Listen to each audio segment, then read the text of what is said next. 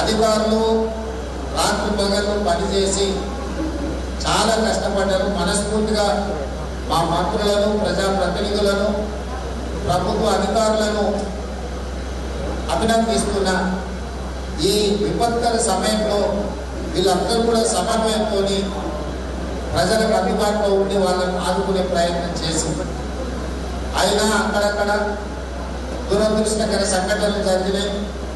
ప్రాణ నష్టం, ఆస్తి నష్టం, పశు సంపద నష్టం, రకరకాల నష్టాలు జరిగినాయి.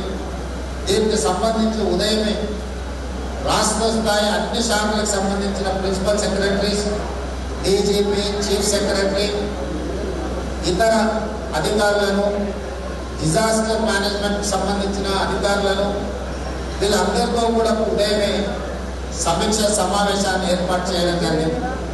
నిన్న సాయంత్రం